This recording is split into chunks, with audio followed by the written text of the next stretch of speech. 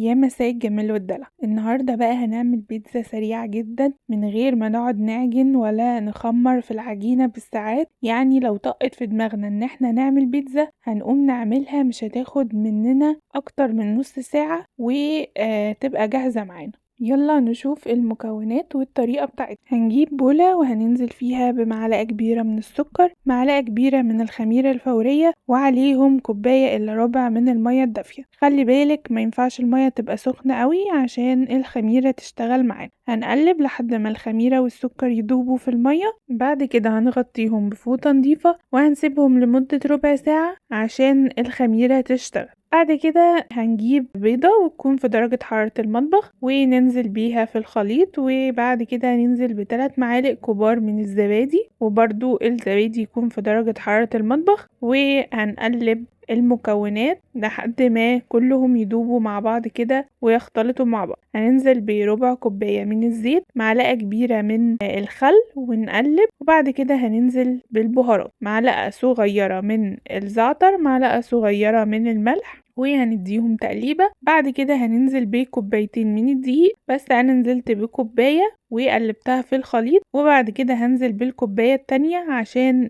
الدقيق ما يكتلش معايا ويدوب كويس في الخليط السائل. بعد كده هنزل بمعلقة صغيرة من البيكنج باودر وهقلب لحد ما الدقيق كله يختفي مع الخليط السائل. وطبعا هيكون في شوية تكتلات كده على الطروف، هبدأ انزلها بالسباتيولا واقلبها كويس لحد ما تدوب مع الخليط، وبرده هقلب كده من تحت لفوق عشان لو في حاجة لازقة من تحت تدوب معايا في الخليط. هحضر بقى صينية مقاس 30 في 40 او صاج، اي حاجة متوفرة عندك، وهنزل بشوية زيت وادهن الصينية كويس بالزيت، واهتم كمان بالطروف بتاعة الصينية عشان لما اجي اطلع البيتزا ما تلزقش في الصينية. هنزل بقى بالخليط في الصينية وهبدأ اوزعه في الصينية بالسباتيولا بالشكل ده. بعد كده هديله خبطتين 3 على الرخامة كده علشان اساوي السطح، وهغطيه بفوطة او بفويل، سيبه كده يرتاح لمدة ربع ساعة. وهنروح نعمل الصلصة بتاعة البيتزا.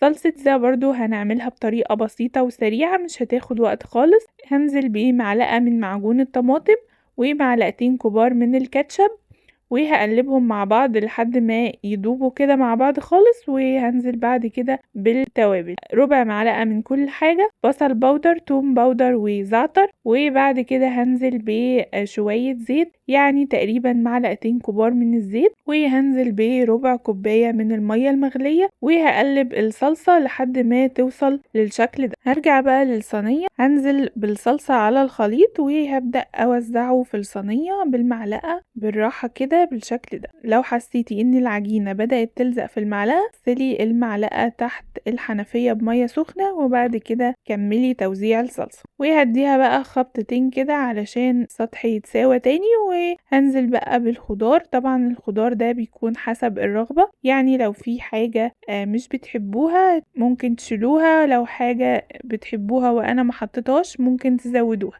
انا نزلت بفلفل وبصل متقطعين جوليان، وكمان نزلت بشوية طماطم، طبعا انا شايلة البذر من الطماطم بالشكل ده. وطبعا الحشوة بتاعتكم بقى زي ما بتفضلوا، انا استخدمت هوت دوج، ممكن تستخدموا بسطرمة، ممكن سجق، ممكن تستكفوا بالجبن بس زي ما تحب. ونزلت شوية من الزيتون الاسود، طبعا ما تنسوش ان انتوا تغسلوا الزيتون كويس من المية بتاعته عشان ميكونش حادق في البيتزا. ويستحسن كمان ان انتوا تنقعوه في شوية مية قبل ما تعملوا البيتزا، يعني سيبوه مثلا في المية تقريبا نص ساعة. بعد كده رشيت بقى على الوش جبنة موتزاريلا، ودخلت البيتزا على فرن سخن على درجة حرارة 200 لمدة ربع ساعة. طبعا هتكون استوت لما العجينة يعني تسيب من الصينية، هتعرفي ان البيتزا استوت. طبعا البيتزا يا جماعة بتاخدش وقت في الفرن، فما تطولوش على البيتزا في الفرن عشان ما تنشفش منكم. ولو ما خدتش معاكم وش من فوق ممكن تشغلوا عليها الشواية، بس انا استكفيت بالفرن بس عشان الجبنة الموتزاريلا ما تتحرقش وتبقى حلوة كده، لما نيجي نقطع البيتزا تبقى بتشد وتمط كده وتبقى حاجة رهيبة يعني. وبس كده البيتزا خلصت.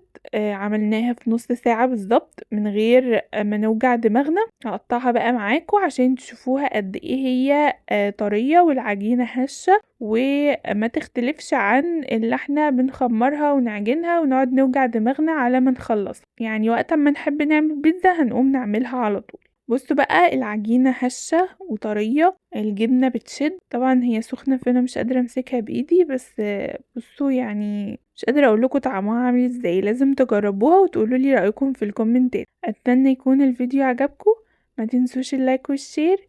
كان معاكم إسراء، سلام.